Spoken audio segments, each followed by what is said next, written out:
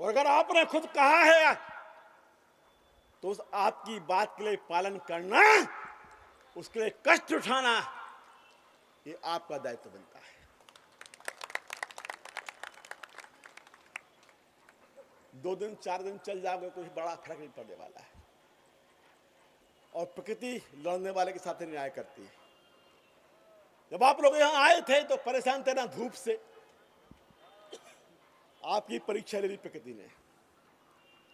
बैठे रहे, डटे रहे, देखो ठंडा हो गया ना।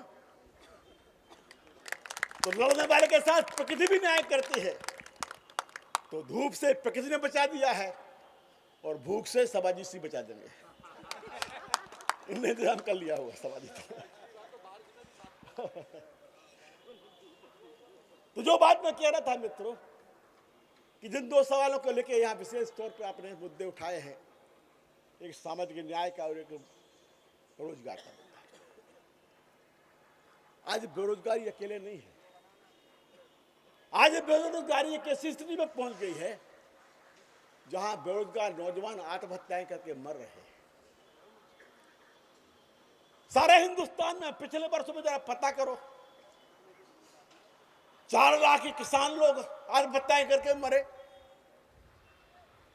मजदूर लोग आत्महत्या करके मरे, और कितने बेरोजगार नौजवान हैं जो आज आत्महत्या करके मर रहे हैं। लाचार है दोस्तों। और हिंदुस्तान की व्यवस्था के कानून को जरा सुनते हैं। अभी हमारे यहाँ का जो कानून था, पहले CRPC का नाम बदल गया है, IPC का नाम बदल गया, ये हो गया भारतीय न्याय संहिता। और भारतीय न्याय संहिता नहीं है, यह सच्ची में भारतीय अन्याय संहिता। यह भारतीय न्याय संहिता नहीं है, यह मोदी शाह न्याय संहिता। जो पुरानी धारा का नाम था, उसका नाम था 109, अभी नंबर बदल गया है। और 109 की धारा को कभी पढ़ा है? क्या लिखा? अगर आपके पास मकान नहीं है, आपके पास कोई संपत्ति नहीं है, तो आप लावारिस हैं, आप आवारा है। और जो आवारा है वो धारा, पुरानी धारा 109 के तहत जेल में जाने लगेगी। तो जो व्यवस्था रोजगार तो नहीं देती, बेरोजगारी के लिए अपराध बनाती है, इससे गंदी कोई व्यवस्था हो सकती है? इस व्यवस्था को बदलना होगा दोस्तों। हम तो कहना चाहते हैं कि अगले संसद के सत्र में संजय एक प्राइवेट बिल लाओ और एक लाइन का मेंबर बिल लाओ कि यह सदन संकल्प करता है कि रोजगार का अधिकार मूल अधिकार बनाया जाए, हर इंसान को रोजगार का दायित्व दिया जाए। इस सरकार को वहां भी खदेड़ो और ये करेंगे संजय। तो ये जो रोजगार का मामला है, रोजगार का मामला इतनी नहीं है कि रोजगार, अगर आप बेरोजगार हैं तो बेरोजगार से ले हैं कि बड़े बड़े पैसे वालों की मशीन है, उनका पेट भर के मुनाफा कमा रही है। अगर आपको रोजगार चाहिए है, कुछ बड़े लोगों को रोजगार बनाना पड़ेगा। आपकी मांग केवल रोजगार की नहीं है। हिंदुस्तान के रोजगार को रोजगार जिस दिन मिलेगा, जिस दिन अदानी, अंबानी, टाटा, बिरला बेरोजगार बन जाएंगे, तो आपकी मांग उनको बेरोजगार बनाएगी। उसको लेकर लड़ना पड़ेगा दोस्तों। सामाजिक न्याय की चर्चा हुई दोस्तों। उस सामाजिक न्याय को हिंदुस्तान में आजादी के बाद कोई एक व्यक्ति ने अगर सबसे पहले उठाया था तो उसका नाम डॉक्टर राम मनोहर लोहिया है। लोहिया ने कहा कि अवसर योग्यता से आती है, अगर योग्यता नहीं है तो अवसर नहीं है, तो फिर योग्यता नहीं मिल सकती। हमसे कोई कहे कि आप साइकिल चलाना सीख जाइए, पर साइकिल नहीं देंगे, कैसे सीख जाएंगे? हमें तालाब में नहीं जाने देंगे, पर कहेंगे तैरना सीखा, तो कैसे सीख जाएंगे? अगर हिंदुस्तान की समाज व्यवस्था में जात पात ने कोई नुकसान पहुंचाया है तो सबसे बड़ा नुकसान है पहुंचाया है कि इस हिंदुस्तान को 400 साल की गुलामी सहना पड़ी दोस्तों। दुनिया के छोटे छोटे मुल्क लड़के आजाद हो गए, ये तो गांधी था जिसने सबको इकट्ठा किया। हमको कितने साल लड़ना पड़ा, कितनी गुलामी सहना पड़ी।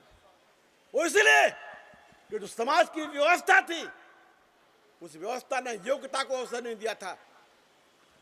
तो समानता का मतलब, सामाजिक न्याय का मतलब, जो अन्याय की घटनाएं हो रही इनको तो रोकना है। इसके साथ साथ एक ऐसी व्यवस्था बनाना है जहां जात पात नहीं होगी, जनमानस सब बराबर होंगे, कोई छोटा बड़ा नहीं होगा, जन्म से छोटा बड़ा नहीं होगा। जिसमें जो योग्यता होगी वो योग्यता वाला जाएगा, बराबरी का अवसर सबको मिलेगा, वो है सामाजिक न्याय। परंतु आज हम लोग बढ़ जाते हैं जात पात पर। हम देखते हैं चुनाव में कि अब चुनाव होता है तो फिर पूछते हैं बरादरी कौन सी है, यहां बोलोगे पार्टी, वहां बोलोगे जात। कौन बरादरी हो, पटेल हो कि यादव हो कि ब्राह्मण हो कि ठाकुर हो। अगर जात पात पर मान के चलोगे तो ना सामाजिक न्याय पा पाओगे, ना सामाजिक न्याय खत्म कर पाओगे, ना रोजगार पा पाओगे, ना व्यवस्था को मिटा पाओगे। व्यवस्था को मिटाना है तो फिर जात पात छोड़ो, इंसान बनना शुरू करो, इंसान बनना शुरू करो। हम सबका एक ही नारा होना चाहिए, हमें इंसान बनना है। हम इंसान बनेंगे, एकजुट होंगे, व्यवस्था को बदलेंगे, और जो सपने भगवान राम के थे कि एक ऐसा हिंदुस्तान बने, ऐसा समाज बने जहाँ कोई विपत्तियाँ ना हो, जहाँ कोई भूखा ना हो, वो बनाए। वाल्मीकि रामायण आपने पढ़ी कि नहीं पढ़ी? क्यों तुम्हारी नहीं पढ़ी होगी? आप लोग तुलसी की रामायण तो पढ़ते हो, पर वाल्मीकि रामायण जरा कम पढ़ते हो। हैदर भाई, रोहेलखंड के जो हमारे अध्यक्ष, सबको बैठा दीजिए, आपस में बात मत कीजिए, बैठ जाइए, अंकुश सब लोग बैठाइए सबको। वाल्मीकि रामायण में जो वाल्मीकि रामायण का बालकांड उसको जरूर पढ़ लें। जब भरत मिलने गए राम से तो क्या क्या हुआ, उससे सारा सिद्धांत साज का समझ गए। जब भरत मिलने गए तो साथ में फौज फाटा नहीं ले गए, छोड़ गए। क्यों? कि राम से मिलने जा रहे हैं। और जब वो पहुंचे तो राम ने उनसे, जानते हो क्या पूछा? राम ने पहला सवाल पूछा, मां कैकेयी कैसी है? देखिए यह न्याय, जिस मां ने उनको वनवास दिलाने के लिए पहल की, उनकी मां ने जिसे जन्म दिया था वो कौशल्या थी, पर राम ने पहले पूछा मां कैकेयी कैसी है? अपनों को पीड़ा देने वाले के भी पहले पूछना है, सम्मान करना, उसको पीड़ा नहीं होना चाहिए।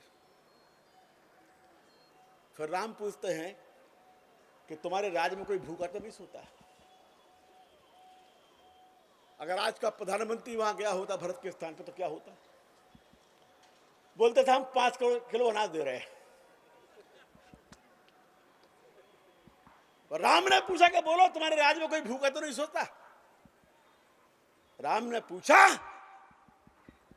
कोई शिक्षक या सभ्य व्यक्ति कोई दुखी तो नहीं है? राम ने पूछा समाज के अच्छे लोग जो हैं वो कोई बदमाशों अपराधियों से डरते तो नहीं है, कोई भयभीत तो नहीं है? राम ने पूछा कि तुम जब राज का फैसला करते हो तो सबसे सलाह करते हो नहीं करते हो? आज का प्रधानमंत्री कोई सलाह करता है? नोटबंदी लागू की, मंत्रिमंडल को बंद कर दिया, ताले में एक ने ऐलान कर दिया। ये लोकतंत्र है। जब राम ने सवाल पूछा भरत से कि सबसे पूछकर फैसला करो, उसका मतलब है कि लोकतंत्र का मतलब सबको साथ लेके चल रहा है, सबकी राय के साथ चल रहा है। तो जो राम और भरत का संवाद दोस्तों, वो संवाद दुनिया में सबसे अच्छा संवाद है, जिस संवाद से देश के लिए वो चीजें मिल सकती हैं। राम ने पूछा कि तुम्हारे यहां कोई गुप्तचर लोग तो नहीं लगे हुए जो दुश्मन को राज दे रहे हो? यहां हिंदुस्तान की हालत क्या है? लाल किले के पास विस्फोट हो गया, वो गनीमत है। अगर वो विस्फोट वहां नहीं होता तो 2900 किलोग्राम का विस्फोट कहां हो कि कितने लोग मरते ही कोई कल्पना नहीं है। क्या सरकार है? जिस सरकार को अपने घर के भीतर क्या हो रहा है पता नहीं है।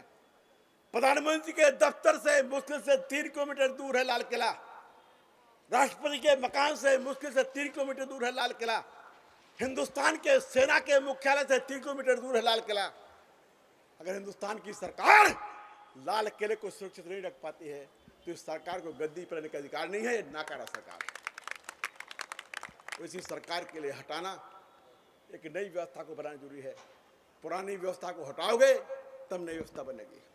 ये अनीता कहाँ बैठी है? ये सुल्तानपुर में मकान बनवा रही है, तो संजय परेशान है। गए होंगे सुल्तानपुर, बोले तो सभी टूट गया है। भाई मकान टूटेगा नहीं पूरा तो नया कैसे बनेगा? बन जाएगा? तो पहले मकान तोड़ो, ये जो सड़ी गली व्यवस्था है कोई एक धक्का मार के तो खत्म करो, नई व्यवस्था बनाओ, राम राज की व्यवस्था बनाओ, समता की व्यवस्था बनाओ, समाजवाद की व्यवस्था बनाओ, बराबरी की व्यवस्था बनाओ। इसी बात के साथ आज धन्यवाद, शुभकामनाएं, इनकलाब जिंदाबाद।